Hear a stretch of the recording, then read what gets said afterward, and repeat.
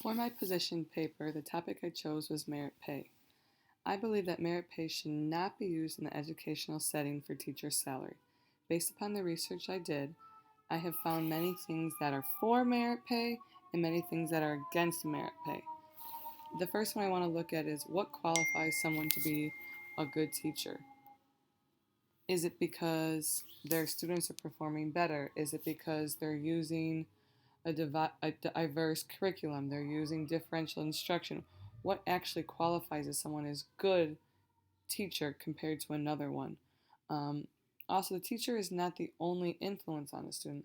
A lot of students are influenced by principals, by coaches, by mentors. A lot of people have maybe they have a rough home life or they are on free and reduced lunches, and that the teacher isn't the only one that impacts the student. So to hold the teacher accountable for that kid isn't fair because of all the other things going on, which leads us into the other topic of bias and favoritism. Um, Principals build relationships with teachers within the school. Some of them were here before, and some of them are newly built. Some principals favor those teachers that do all the work. Some just are their buddies and they look out for them. It's not fair to hold that merit pay in the hands of one person to pick someone and how they get paid, because there is favoritism that goes on in relationships that are built. However, on the flip side of that, um, when there is no merit pay, the good teachers may leave a district to find better districts in which they are paid more.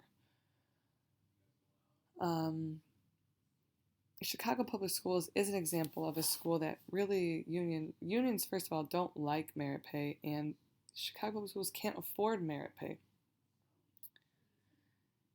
It also protects tenure teachers that should not be protected. One of the counter arguments for why there should be merit pay is that it holds teachers accountable. And I do agree with this, that it does hold teachers accountable, but I believe there are other ways to hold teachers accountable besides just using merit pay. Another one is public relations nightmare. That is definitely a con of first merit pay.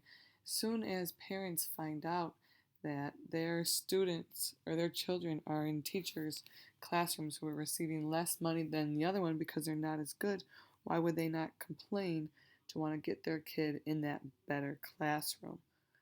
Um, and with the merit pay, all the teachers would want to teach the best kids because no one's going to want to have to work extra or work harder for those kids who aren't performing on test scores or who are underachieving in the classroom if their salary is based on that. One of the counter arguments against that was that instead of focusing on just student achievement, that you could focus on the gains rather than the levels of achievement, and that could be a problem solver to this issue. Another pro of merit pay is that the current system, which we know right now is the lane and step one, and the only way a teacher can get paid more is if they get more education. But education just doesn't necessarily qualify a teacher as a good teacher. It's just saying that they're continuing their education. So the current system does not reward those teachers who are gifted or who are putting in more work. And I don't believe it's fair that those teachers aren't getting compensated for what they're doing. And I do think there's ways that principals can compensate teachers for hours put in, maybe by giving them timesheets just to give them more money for extra meetings and stuff like that. That's something that we do at the school in which I teach at.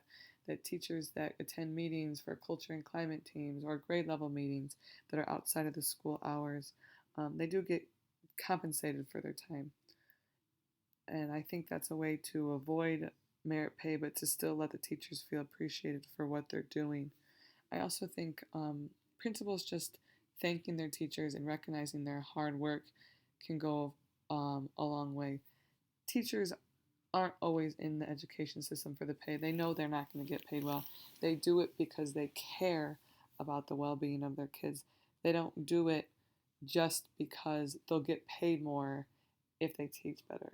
They're not going to not teach a kid something just so that until they get paid more.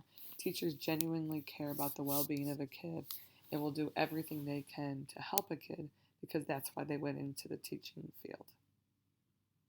So with that, I believe that merit pay should not be used in the educational setting for teacher salary.